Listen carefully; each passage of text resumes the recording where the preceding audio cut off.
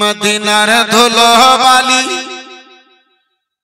মদিনার ধুলো বালি সুরমা বানাবো মদিনার ধুলো বালি সুরমা বানাবো মদিনার ধুলো বালি সুরমা বানাবো সুরমা চোখে দিয়া রসুল দেখিব সুরমা চোখে দিয়া রসুল দেখিব মদিনার ধুলো বালি সুরমা বানাবো মদিনার ধুলো বালি সুরমা বানাবো সুরমা চোখে দিয়া রসুল দেখিব সুরমা চোখে দিয়া রসুল দেখিব ওয়ারাফানা লাকা যিকরাক কুরআনেতে বলে আল্লাহ পাক ওয়ারাফানা লাকা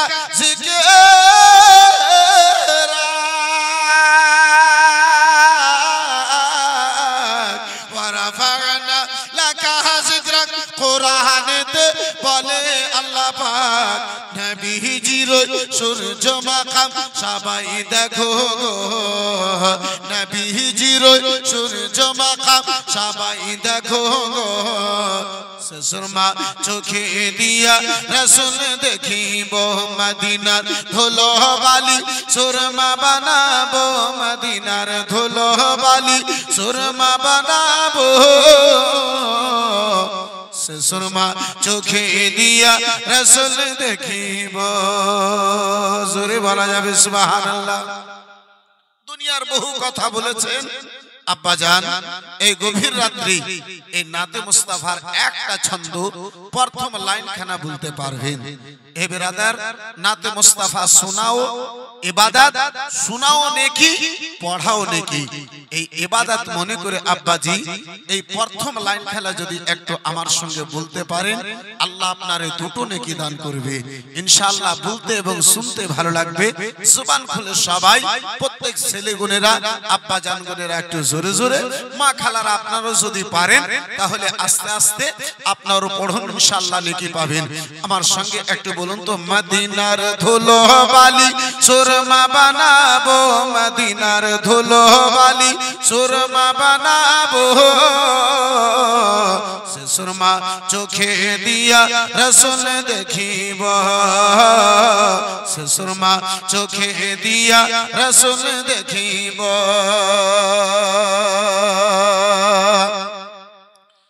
মদিনার ধুলো বালি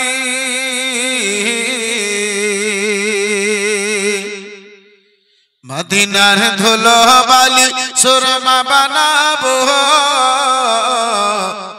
সুরমা চোখে দিয়া রসুল দেখিব।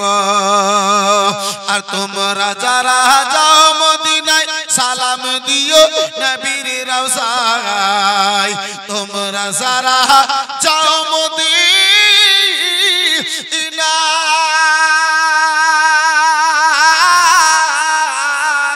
তোমরা যারা যাও মদিনায় সালাম দিও নবীর রওজায়।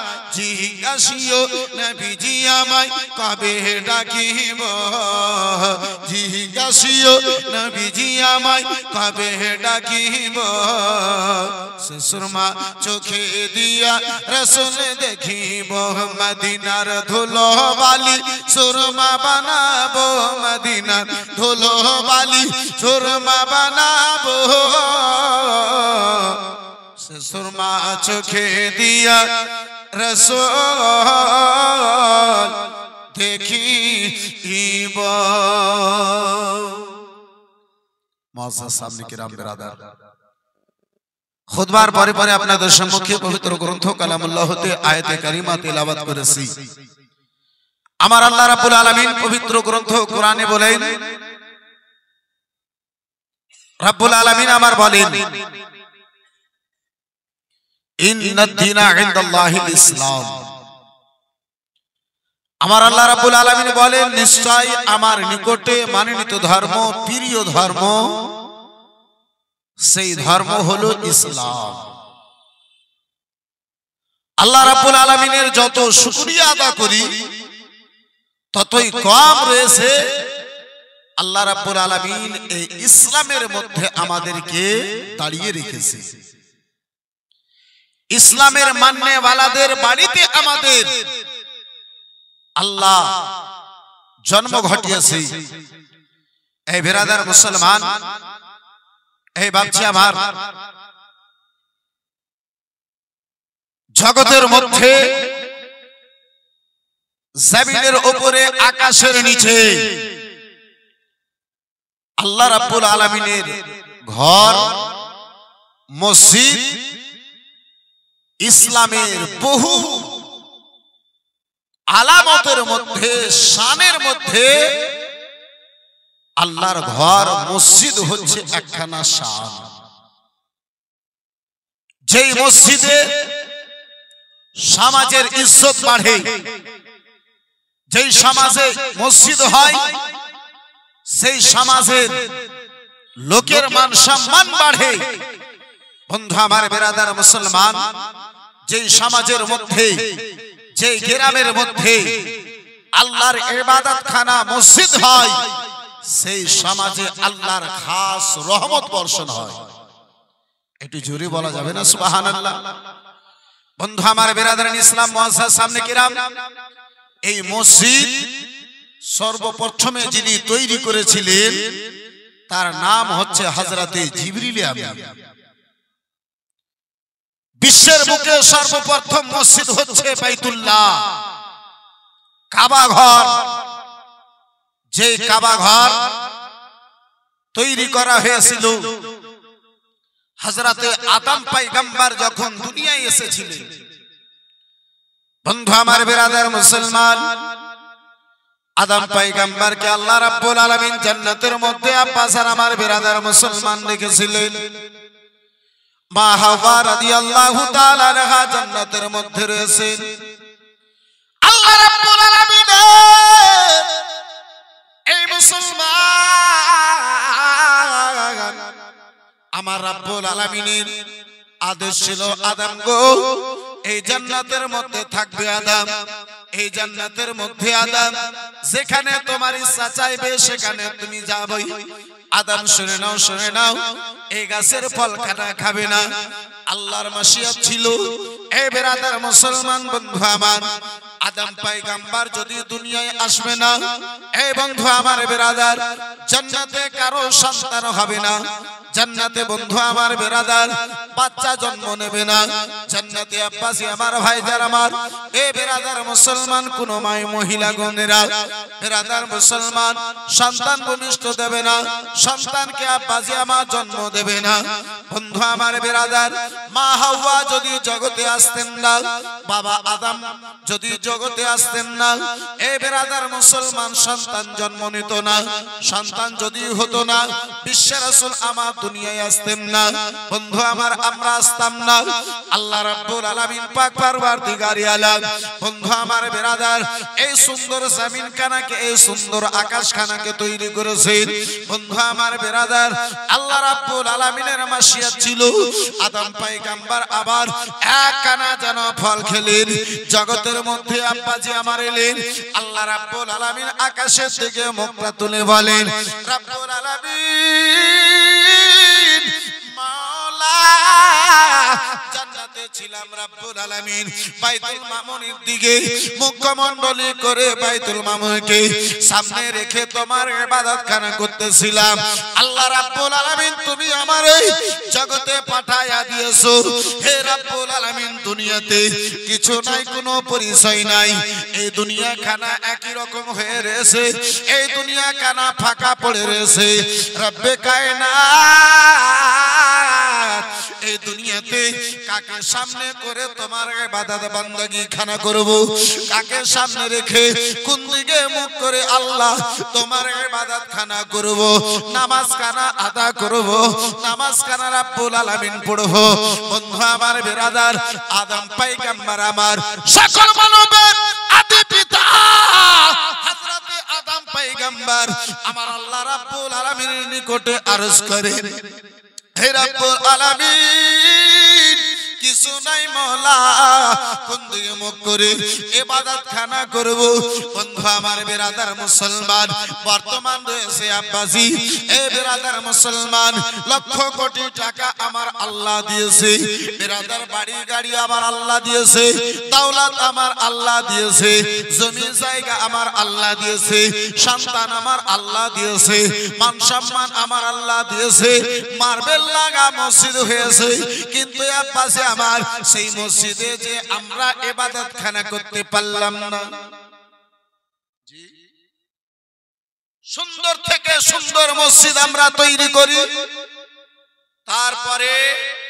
আমরা মসজিদে গিয়ে দুটো সাজদা করতে পারি না বন্ধু আমার বিরাদার মুসলমান আব্বাজি আমার আজকে আমরা মনে করি আল্লাহ রাব্বুল আলামিন আমাকে আপনাকে জগতে শুধু এই দুনিয়া খানা আবাদ করার জন্য জগতে পাঠিয়েছে এই বিরাদার মুসলমান আমার আল্লাহ রাব্বুল আলামিনকে যদি জিজ্ঞাসা করা হয় মাবুদ হে রাব্বুল আলামিন আমাকে কেন পয়দা করেছো আল্লাহ রাব্বুল আলামিন যত জিনিস এই জগতে আব্বাসে আমার পাঠিয়েছে আল্লাহ রাব্বুল আলামিনের একখানা উদ্দেশ্য রয়েছে আল্লাহকে যদি জিজ্ঞাসা করেন এক এক জিনিসের নাম নিয়ে আমার আল্লাহকে যদি জিজ্ঞাসা করেন হে রব্বে কায়নাত আকাশ তুমি কার জন্য বানাইছো বন্ধু আমার বিরাদার মুসলমান আল্লাহকে যদি জিজ্ঞাসা করেন হে রব্বে কায়নাত জমিন কার জন্য তুমি বানাইছো আল্লাহ বলবে বান্দা আকাশ বানাইছি তোমার জন্য জমিনটা বানিয়েছি তোমার জন্য আমার আল্লাহকে যদি প্রশ্ন করেন হে রব্বে কায়নাত এই গাছপালা কাদের জন্য বানাইছো আল্লাহ বলবে বান্দা তোমার জন্য নদী নালা সমুদ্র কার জন্য বলে বান্দা তোমার জন্য রাত দিন আল্লাহ কার জন্য করেছো আল্লাহ রাব্বুল আলামিন বলবে বান্দা তোমার জন্য আল্লাহকে পাল্টে জিজ্ঞাসা যদি করেন মাবুদ জগতের সারা সকল জিনিসকে আমার জন্য যখন বানাইছো মাওলা আমাকে কার জন্য তুমি বানাইছো আমাকে কার জন্য তুমি পাঠাইছো আমাকে কেন পয়দা করেছো আল্লাহ আমার আল্লাহ রাব্বুল আলামিনের কোরআন বলবে ওয়ামা খালাকুতুল জিন্না ওয়াল ইনসা ইল্লা লিয়াবুদুন একটু জোরে বলা যাবে না সুবহানাল্লাহ বন্ধু আমার বিরাদার মুসলমান এই মুসলমান এ বাচ্চা আমার আল্লাহ রাব্বুল আলামিন বলেন বান্দা জগতের সকল জিনিস আমি তোমার জন্য পয়দা করেছি জগতের সকল জিনিসকে তোমার জন্য বানিয়েছি বান্দা তোমাকে আমার ইবাদত করার জন্য পয়দা করেছি চিল্লে বলুন আর জোরে বন্ধু আমার বিরাদার মুসলমান এই ভাবছি আমার দুনিয়াতে আমরা সব করতে পারলাম এই উঠা বসা বক্তব্যতে খুব ডিস্টার্ব করে হ্যাঁ যদি যেতে হয় আব্বাজি আরো কেউ চলে যান একবারই চলে যান অসুবিধা না কিন্তু মাঝে মাঝে উঠা বসা করি বন্ধু আমার বিরাদার ইসলাম মুসলমান এই বাবা জীবন ভাইরা আমার বিরাদার আমি ভালো করে জানি এই এলাকার প্রোগ্রাম টেনে টুনে কোনো মতো 12টা পর্যন্ত যায় মুআজ্জাজ সামনে কিরাম বিরাদার ইসলাম মুসলমান একটু মোহাব্বতে দরুদ শরীফ পড়ুন আল্লাহুম্মা সাল্লি আলা সাইয়্যিদিনা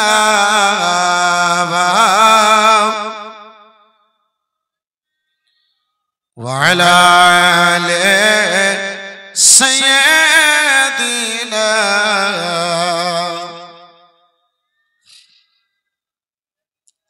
সাল্লাল্লাহু আলাইহি ওয়াসাল্লাম আপনাদের যদি ইচ্ছা 1 ঘন্টা হয় তো 1 ঘন্টা থেকে 1 মিনিট আমি আগে বাড়াবো না আব্বাসি কিন্তু বক্তব্যের মাঝে উঠা বসা করিয়েন না এবং আমার বেরাদার মুসলমান, এত দূর থেকে যখন এসেছি, এই গুনাহগার হতভাগার নিকট থেকে কিছু পাইগাম নিয়ে যান। বন্ধু আমার বেরাদার ইসলাম মুসলমান, আলোচনা করতেছিলাম, আমার আল্লাহ রাব্বুল আলামিন বলেন, বান্দা সকল জিনিস জগতের তোমার জন্য, একমাত্র তোমারে আমি জগতে পাঠাইছি নিজের ইবাদতের জন্য। বন্ধু আমার বেরাদার মুসলমান, দুনিয়ায় আসার পরে আমরা দুনিয়াতে সব করতে পারলাম। এই বেরাদার মুসলমান, বাড়ি ছিল না বাড়ি করলাম, গাড়ি ছিল না গাড়ি করলাম, জমি ছিল না জমি করলাম, জায়গা ছিল না জায়গা করলাম। এই বেরাদার মুসলমান, নেতা মাথা সব হলাম, কিন্তু মসজিদের নামাজি হতে পারলাম না, মসজিদের মুসাল্লি হতে পারলাম না। যার ফলে তো কোনো শায়েখ আজকে থেকে বহুদিন পূর্বে বলেছিলেন, मस्जिद तो बना ली शहर में ईमान की हरारत वालों ने, मन अपना बरसों से पापी पुराना था कि बरसों में नमाजी बन न सका, बरसों में नमाजी बन न सका। बंधु हमारे बिरादर मुसलमान, ए बिरादर आदम पैगंबर आलोचना করতেছিলাম দুনিয়া এসেছে, আমার রব্বুল আলামিনকে শব্দ দিয়ে বলেন, মাবুদ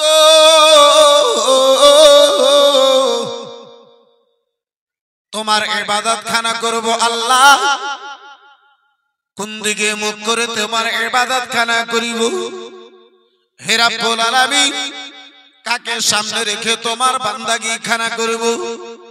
আল্লাহ রব্বুল আলামিন আমার সেই মুহূর্তে আব্বাজি হযরতে জিবরিল আমিনকে আদেশ করেছিলেন, ও জিবরাইল যাও যাও, দুনিয়ায় চলে যাও, দুনিয়ায় চলে যাও, সারা জগতের মাঝে আমার বান্দা, আমার প্রিয় বান্দা, আমার পয়গম্বর ওই ইব্রাহিম পয়গম্বরের জন্য, ওই আদম পয়গম্বরের জন্য, আদম নবীর জন্য, আমার বান্দা আদমের জন্য একখানা ঘরখানা বানায়া দাও। হযরতে আদম পয়গম্বরের জন্য বিরাদার মুসলমান, সর্বপ্রথমে ওই কাবা ঘরকে যিনি নির্মাণ করেছিলেন, ওই কাবা ঘরকে সারা জগতের মাঝে, সারা জগতের মাঝে যে আব্বাসে আমার তৈরি করেছিলেন, সেই ফেরেশতা হলেন হযরতে জিবরিল আমিন। আদম পয়গম্বরের ইবাদতের জন্য ওই কাবা ঘর দুনিয়ায় সর্বপ্রথমে তৈরি হয়েছিল। হে মুসলমান, আমরা যখন ভিত দিই, কখনো ভিত বিরাদার মুসলমান আপনার 4 ফিট আপনার গর্ত করি, কখনো 5 ফিট গর্ত করি আব্বাজান, কিন্তু কাবা ঘরের ভিত আপনার 7 তাবাক জমি পর্যন্ত গর্ত করা হয়েছিল। চিল্লে বলুন সুবহানাল্লাহ। হযরতে জিবরিল আমিন একটা ডানা মেরেছিলেন, যেই ডানাতে আপনার 7 তাবাক জমি পর্যন্ত আব্বাজি গর্ত হয়েছিল। বন্ধু আমার বিরাদার ইসলাম মুসলমান, ওই কাবা ঘর যখন বিরাদার দীর্ঘদিন পরে বন্যার পানিতে নষ্ট হয়ে জমিনের সঙ্গে মিশে গিয়েছিল, কাবা ঘরের কোনো চিহ্ন ছিল না, শুধুমাত্র জমিনের উপরে একটু উঁচু জায়গা ছিল। আল্লাহ রাব্বুল আলামিন ইব্রাহিম পয়গম্বরকে স্বপ্ন দিয়ে আব্বাজান ওই উঁচু জায়গাকে ইব্রাহিম পয়গম্বর আল্লাহ রাব্বুল আলামিনের আদেশ মোতাবেক যেই জায়গাতে হযরতে জিবরিল আমিন কাবা ঘর তৈরি করেছিলেন, সেই জায়গাতে ওই উঁচু জায়গা দেখে কাবা ঘরকে নির্মাণ করেছিলেন হযরতে ইব্রাহিম পয়গম্বর। চিৎকার দিয়ে বলুন সুবহানাল্লাহ। যে কাবা ঘরের আপনার 10 বার নির্মাণ হয়েছে। বন্ধু আমার বিরাদার ইসলাম মুসলমান, বিশ্বের বুকে সর্বপ্রথম মসজিদ হচ্ছে সেই কাবা ঘর।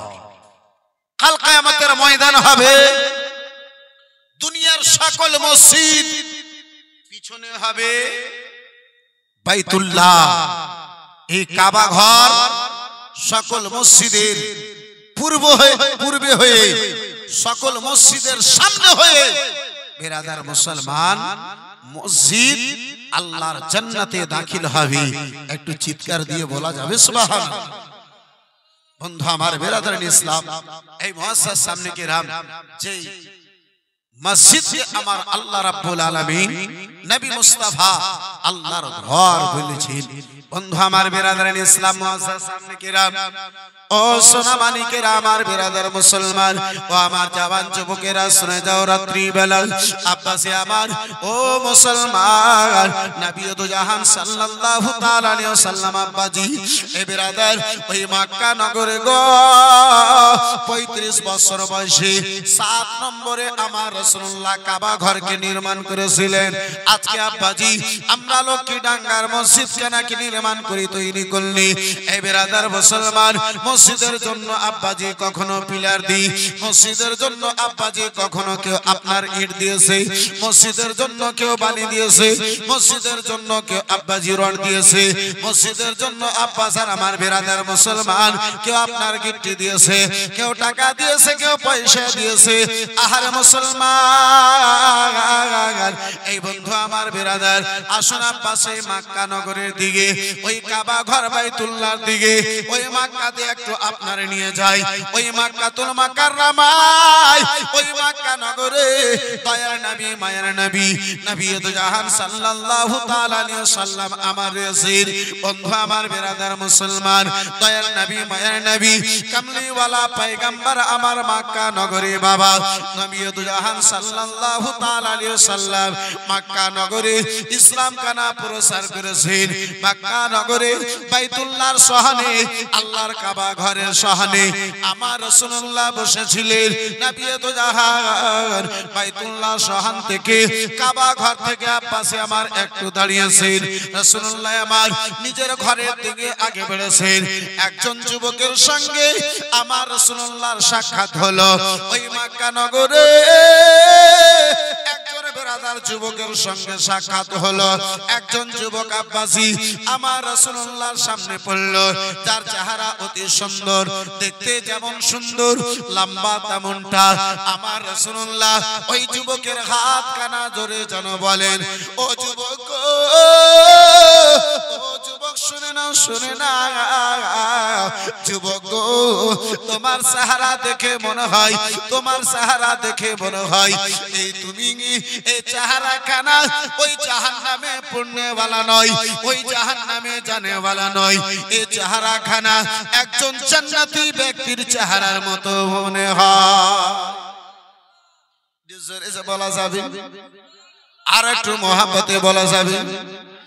আমার রাসূলুল্লাহর হাত কানা ছুটিয়ে মক্কা নগরের ওই যুবক আগে বেড়ে গেল। আব্বাজি আমার রাসূলুল্লাহর কথায় কোনো আব্বাজি ধ্যান নাই।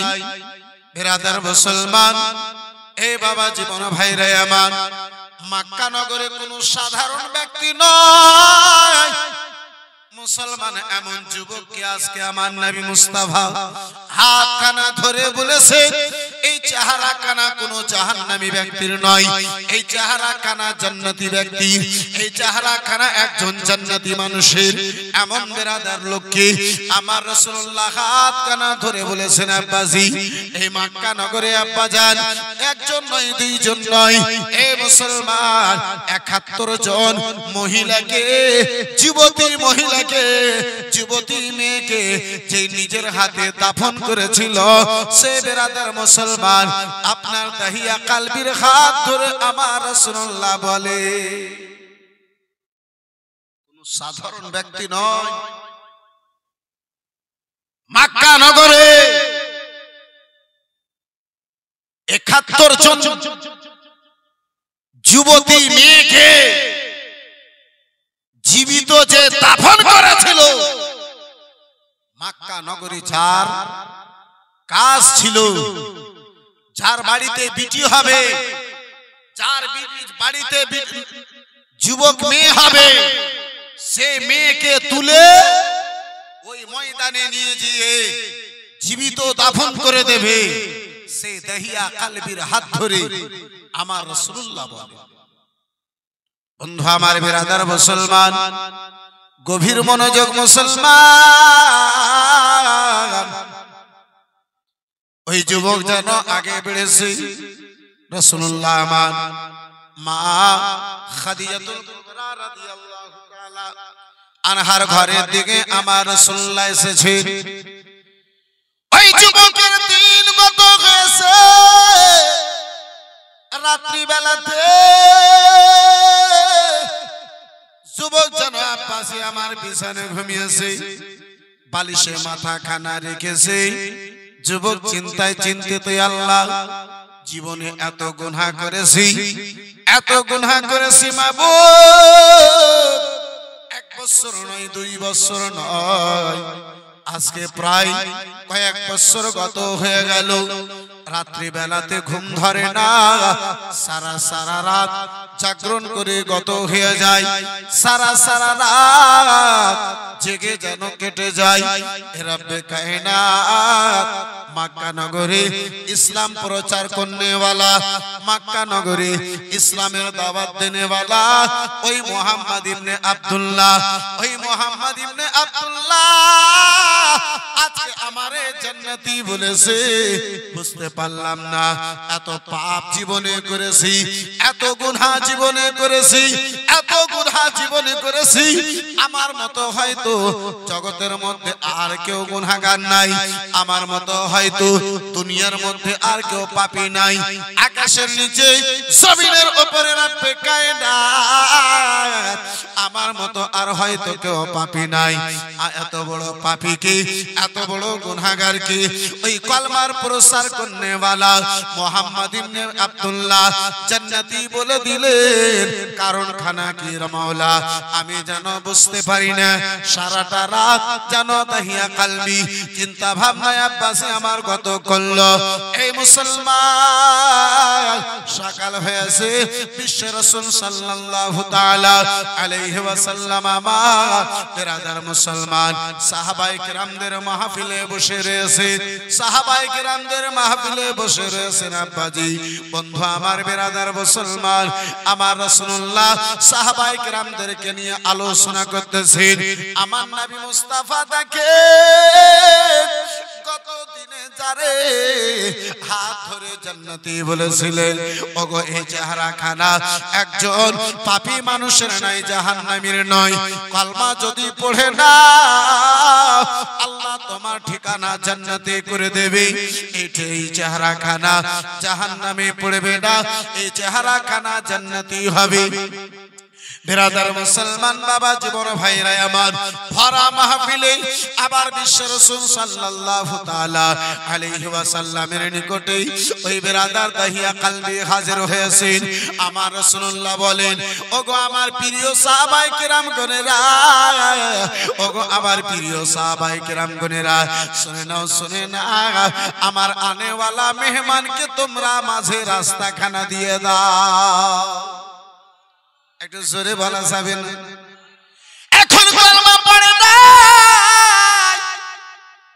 নবী আমার তিনার দরবারে আনেওয়ালা মেহমানের কেমন ইজ্জত করতেছে। রাসূলুল্লাহ আমার বলেন, ওগো আমার প্রিয় সাহাবায়ে কিরাম গণেরা, রাস্তাখানা তোমরা ছেড়ে দাও, আমার সে আনেওয়ালা মেহমানকে তোমরা আসতে দাও। রাস্তা ছেড়ে দেওয়া হলো। ওই আনেওয়ালা দাহিয়া কলবি বিরাদার এক পা দুই পা করতে করতে আমার বিশ্বের রাসূলের নিকটে গেল।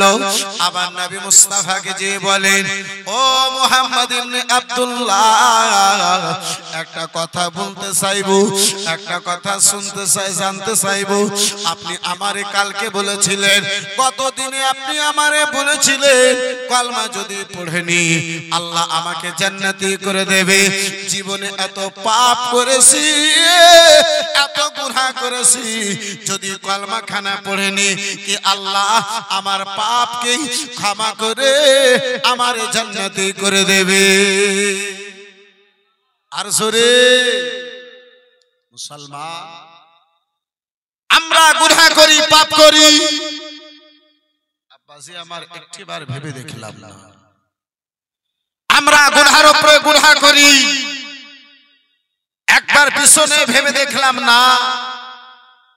এই মুসলমান, এই বাপজি আমার, এই বন্ধু আমার, গুনাহ করার পরে যেই ব্যক্তি আমার রব্বুল আলামিনের নিকটে তোবার জন্য আব্বাজি আমার ফিরে যায়, আমার আল্লাহ সেই ব্যক্তির গুনাহকে ক্ষমা করে আল্লাহ রাব্বুল আলামিন তাকে জান্নাতি করে দেয়। জোরে বলুন, আর একটু জোরে বলা যাবে?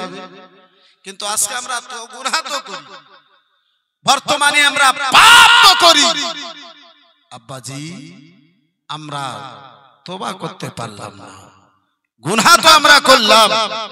এই বিরাদার মুসলমান, এই বাপজি আমার, আল্লাহর দিকে আমরা ফিরতে পারলাম না। এই বিরাদার ইসলাম মুসলমান, এই বাবাজি বড় ভাইরা আমার, ওই ব্যক্তি ফিরে যার অন্তরে আমার নবীর মোহাব্বত হয়, আল্লাহর জাহান্নামের ভয় হয়, পুলিশের রাতের ময়দানে যারা আমার রাসূলুল্লাহর নিকটে থাকতে চায়, আব্বাজি আমার তাই তো কোনো সার বলে। বিরাদার ইসলাম মুসলমান, নবী মুস্তাফার কমলের ছায়ায় থাকিতে যদি চাও,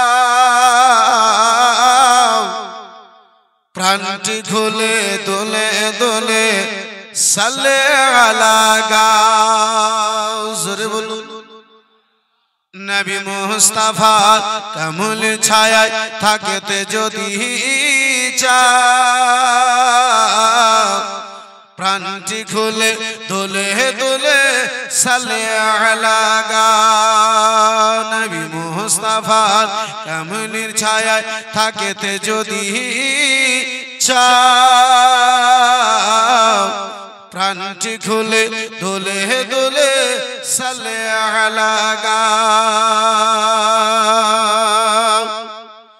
হাসরের কঠিন দিনে কে তারাবে তোমায় নবী বিনে, হাসরের কঠিন দিনে কে তারাবে তোমায় নবীর বিনে।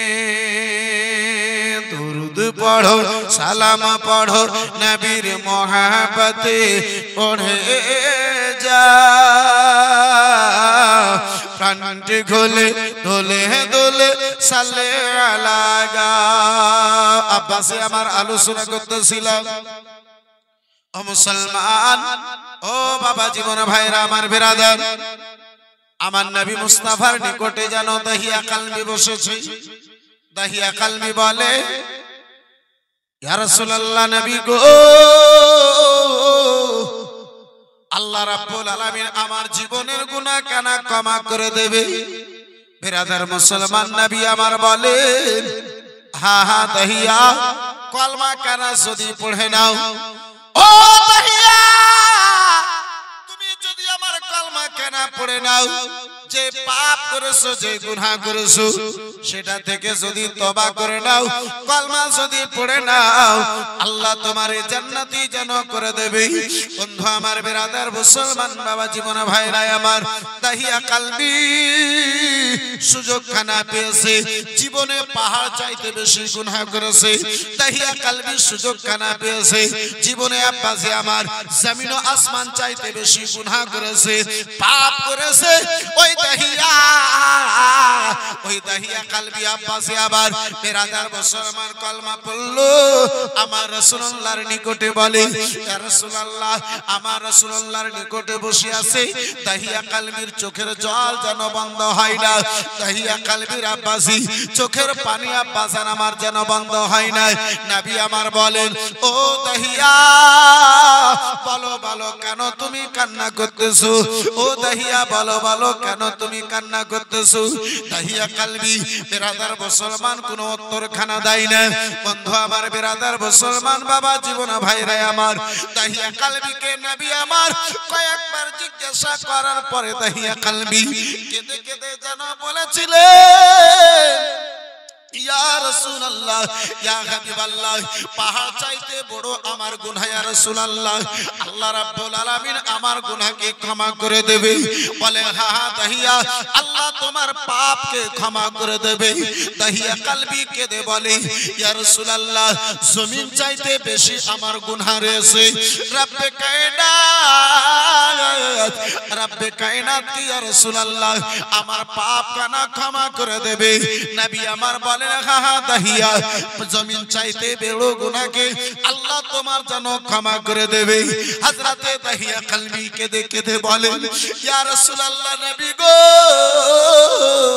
আমার পাপকে যদি আকাশ এবং জমিনের উপরে বিছিয়ে দেওয়া হয় জমিন ছোট হয়ে যাবে ইয়া রাসূলুল্লাহ আকাশখানা ছোট হয়ে যাবে আমার গুনাহখানা বেড়ে যাবে ইয়া রাসূলুল্লাহ আল্লাহ কি আমার গুনাহকে ক্ষমা করে দেবে বিরাদার মুসলমান নবী আমার মুচকি হেসে বলেন ও দাহিয়া কলবি কান খুলে শুনে নাও কান খুলে শুনে নাও দাহিয়া তোমার পাপকে আল্লাহ আমার জন্য ক্ষমা করে দেবে নবী আমার বলেন দাহিয়া ও দাহিয়া কলবি বলো বলো জীবনে কোন এমন পাপ করেছো দাহিয়া কলবি বলো বলো জীবনে কোন এমন গুনাহ করেছো ও দাহিয়া কলবি বলো গো জীবনে কোন এমন তুমি পাপ করেছো বলে ইয়া রাসূলুল্লাহ বলার মতো সাহস আমার জবানে নাই বলার মতো শক্তি আমার মুখে নাই বলার মতো প্রচার করার মতো ইয়া রাসূলুল্লাহ শক্তিখানা আমার জবানের মধ্যে জানো নাই মুখের মধ্যে জানো নাই নবী আমার কয়েকবার জিজ্ঞাসা করার পরে আব্বা জান আমার ভাই জান আমার এই বিরাদার মুসলমান হযরতে দাহিয়া কলবি আলোচনা করেন ইয়া রাসূলুল্লাহ আলাইহিস সালাম নবী গো এই মক্কা নগরে ইয়া রাসূলুল্লাহ যার বাড়িতে যুবতী মেয়ে হতো যার মেয়েদের 18 বছর বয়স হতো ওই মেয়েখানাকে আমার হাতে তুলে দেওয়া হতো ওই মেয়েটাকে টানতে টানতে ময়দানে নিয়ে যেয়ে গর্ত করার পরে জীবিত মেয়েখানা দাফন করে দিতাম ইয়া রাসূলুল্লাহ 1 বছর নয় 2 বছর নয় প্রায় 40 বছর গত হতে চলেছে ইয়া রাসূলুল্লাহ জীবনে একটা এমন কাজ করেছি যে 40 বছর থেকে আজ পর্যন্ত আমার রাত্রি বেলা চোখে ঘুম ধরে না দাহিয়া কলবির চোখের জল বন্ধ হয় না দাহিয়া কলবি ওয়াসর নয়নে আব্বাসে আমার কেঁদে যায় ও মুসলমান নবী আমার বলেন ও গো দাহিয়া কলবি বলো বলো কি এমন পাপ করেছো কি এমন গুনাহ করেছো প্রায় 40 বছর ধরে তোমার চোখে ঘুম নাই রাত্রি বেলাতে বলে ইয়া রাসূলুল্লাহ বাড়িতে ছিলাম না স্ত্রী আমার গর্ভবতী ছিল বাড়ি থেকে বের হয়ে চলে গিয়েছিলাম বেশ কয়েক বছর পরে ফিরে এলাম বাড়িতে আল্লাহর আনেওয়ালা মেহমান আমার গবি স্ত্রীর গর্ভে থেকে আনেওয়ালা সন্তান কানা ইয়া রাসূলুল্লাহ মেয়ে রূপে আমার বাড়িতে এসেছিল ইয়া রাসূলুল্লাহ বাড়িতে এসেছিলাম স্ত্রী আমার নিকট থেকে সেটাকে লুকিয়ে রেখেছিল ইয়া রাসূলুল্লাহ নবী গো ইয়া হাবিবাল্লাহ নবী গো বাড়িতে আসার পরে ওই মেয়েটাকে আমার স্ত্রী যেন লুকিয়ে রাখলো আমার মেয়ে আর আমার স্ত্রীতে বলেছিল ওগো স্বামী গো মেয়েটাকে এই মেয়েটা আমার নয় পড়োশের বাড়ির মেয়েটা স্বামী কিন্তু এই মতো মেয়ে আমাকে আল্লাহ দিয়েছিল আপনার ওয়াসিয়ত ছিল স্ত্রীর বিটি যদি জন্ম নয় গলাতে হাত দিয়ে তারে দুনিয়া থেকে বিদায় করে দেবে আমি আমার স্ত্রী যেন বলেছিল ইয়া রাসূলুল্লাহ হাবিবাল্লাহ নবী গো আমার স্ত্রীতে যেন বলেছিল স্বামী গো পরের বাড়ির মেয়েখানাকে নিয়ে এসেছি বেটিটা আমার স্মরণে পড়ে মেয়েটা আমার স্মরণ পড়ে তাই অপরের মেয়েকে আমি নিয়ে এসেছি ইয়া রাসূলুল্লাহ মেয়েটা যখন বড় হলো মেয়েটা দেখতে অতি সুন্দরী ছিল ইয়া রাসূলুল্লাহ মেয়েটা হাঁটতে শিখেছে চলতে শিখেছে ইয়া রাসূলুল্লাহ ওই মেয়েটাকে যখন স্ত্রীতে বলল, ওই মেয়েটাকে যখন স্ত্রী বলল, স্বামী গো এই মেয়েটা যেন আমার অপর মেয়ে নয়, এই মেয়েটা হলো আমার। মোহাব্বত অন্তরে বসে গিয়েছিল, মেয়েটার ভালোবাসা অন্তরে জায়গাখানা পেয়ে গিয়েছিল। ইয়া রাসূলুল্লাহ, মেয়েটাকে নিয়ে একদিন বাজারের দিকে গিয়েছিলাম। যে মেয়েটা আমার হাত ধরে কেনে বলেছিল, আব্বাজান এই মক্কা নগরে আব্বাজান সকলের বাবাতে খেলাওনা নিয়ে সে নিজের বিটিকে দেয়, নিজের বেটাকে দেয়, আমি কি আপনার হাতের কোনো জিনিস খেলার জিনিস পাবো না? মেয়েটাকে নিয়ে বাজারে গিয়েছিলাম। ইয়া রাসূলুল্লাহ, নবী গো মেয়েটাকে নিয়ে বাজারের দিকে গিয়েছিলাম। ইয়া রাসূলুল্লাহ, বাজারে আমারে একজনে জিজ্ঞাসা করলো, আমি বলেছিলাম এটা হলো আমার মেয়ে। এমন ভাবে কথা বললো, দাহিয়া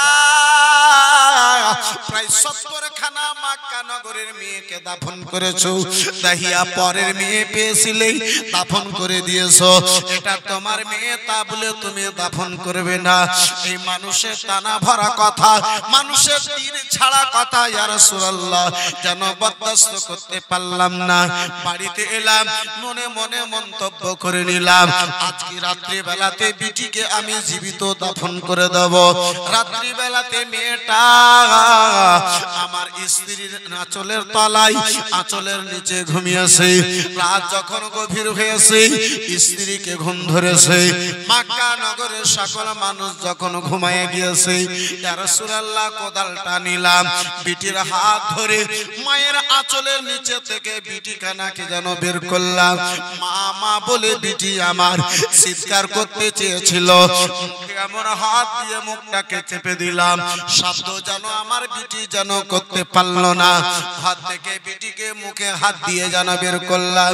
বিটিকে বলেছিলাম, বেটি রে চলো রে মা, দাওয়াত খাবার জন্য বন্ধুর বাড়িতে যাব। ইয়া রাসূলুল্লাহ, নবী গো দাহিয়া কালবি বলে যায়, চোখের জল যেন বন্ধ হয় না। দাহিয়া কালবি আব্বাজি ওই রাসূলুল্লাহর মাহফিলে এত কেঁদেছিলেন, এত কেঁদেছিলেন আব্বাজি। যে ঘরে আমার রাসূলুল্লাহ সাহাবায়ে কেরাম ছিল, সেই ঘরের ওয়াল থেকে আব্বাসান আমার দাহিয়া কালবির কথা শুনে ওয়াল থেকে যেন পানি ঝরতেছিল। নবী মুস্তাফা আমার খেদে চলে যান, রাসূলুল্লাহর চোখ মোবারক থেকে বৃষ্টির ন্যায় জল ঝরে। হযরতে উমরে ফারুক আযম দাহিয়া কালবিকে বলে, দাহিয়া দেখতে পাও না রাসূলুল্লাহ আমার কান্না করতে রয়েছে, মুস্তাফা আমার কান্না করতে রয়েছেন, দাহিয়া কথা বন্ধ করো দাহিয়া। নবী আমার বলেন, উমর দাহিয়ার জীবনের কথা তুমি নিষেধ করিও না, দাহিয়া কালবিকে নিজের জীবনের কথা কেন বলতে দাও। হযরতে দাহিয়া কালবি আব্বাজি আমার বলেন, ইয়া রাসূলুল্লাহ স্ত্রীর কাপড়ের নিচে থেকে, আসলের নিচে থেকে ওই বেছে মেয়েটাকে যেন বের করলাম। মেয়েটাকে নিয়ে ইয়া রাসূলুল্লাহ রাত্রি বেলাতে আমি যেন বেরিয়ে গেলাম, রাস্তায় যেন চলতে লাগলাম। রাস্তায় যেন আমার পায়ে কিছু লাগলো, রক্ত মা ফেটে যেন রক্ত বের হয়ে গেল। বিটি আমার নিজের জামা ছিঁড়ে দিয়ে আম্মা আমার পায়ে বেঁধে দিয়ে বলেছিল, আব্বা জান, আব্বা গো যে দাওয়াতে আপনার রক্ত বেরিয়ে যাবে আব্বা, সেই দাওয়াতে রুটি খেতে চাই না, আমি আপনার বিটি আপনার রক্তের হেফাজত করতে চাই। বলে, ইয়া রাসূলুল্লাহ বিটির মায়া ভরা কথা শুনে তারপরে আমার মধ্যে মায়া দয়া জাগলো না।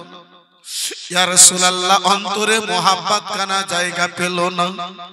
বিটির হাত ধরে টানতে টানতে যেন ময়দানে নিয়ে গেলাম, গ্রাম থেকে যেন দূরে নিয়ে গেলাম। রাত্রি বেলাতেই গর্ত করলাম, গর্ত যখন হয়ে গেছে ইয়া রাসূলুল্লাহ আমি মেয়েটাকে গলায় হাত ধরে যেন ওই গর্তের মধ্যে ফেললাম।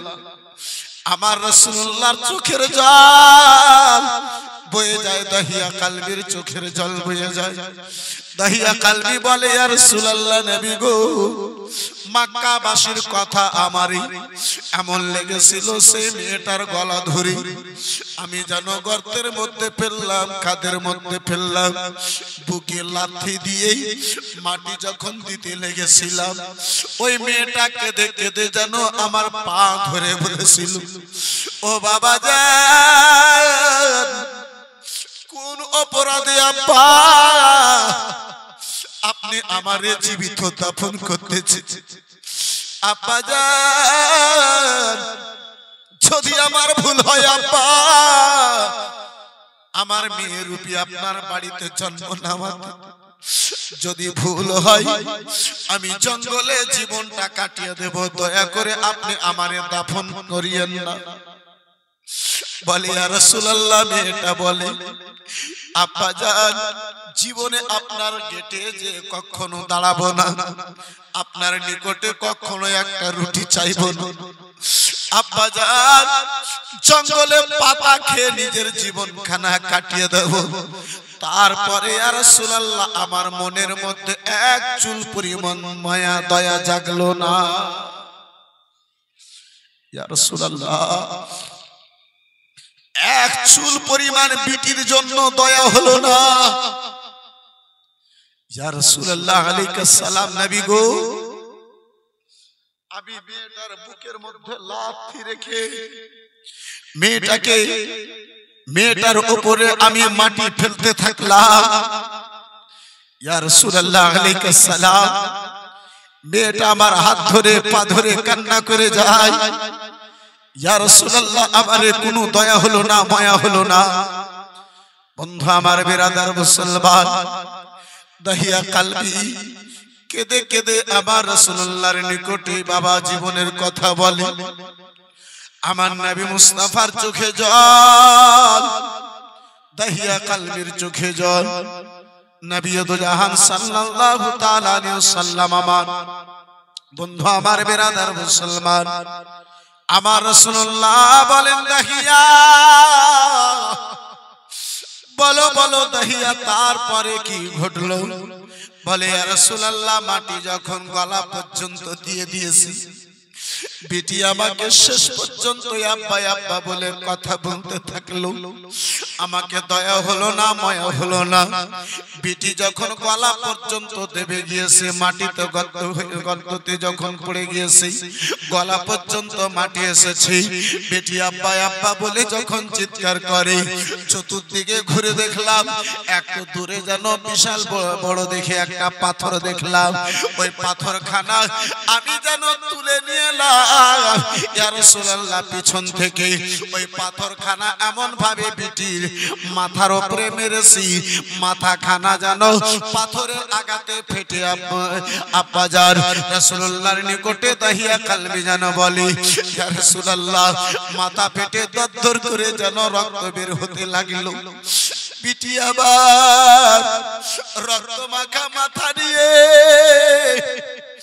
আকাশের দিকে মুখ করে যেন কিছু কথা বলতে লাগলো মনে মনে ভেবেছিলাম হয়তো বেটি আমার জন্য বদদুয়া করে ইয়া রাসূলুল্লাহ গলা পর্যন্ত দাফন হওয়া বেটি আমি ভাবলাম হয়তো বেটি আমার জন্য কোনো বদদুয়া করতেছে আমি কানখানা বেটির মুখের নিকটে নিয়ে গিয়েছি দেখি বেটি আমার যেন কেঁদে কেঁদে আকাশের দিকে তাকিয়ে বলে রব্বুল আলামিন আর কতদিন পর্যন্ত আল্লাহ আমাদের মেয়েদেরকে দাফন করা যাবে আমাদের রক্তের হেফাজত করনেওয়ালা জগতে আমার রাসূলুল্লাহকে দুনিয়ায় পাঠিয়ে দাও।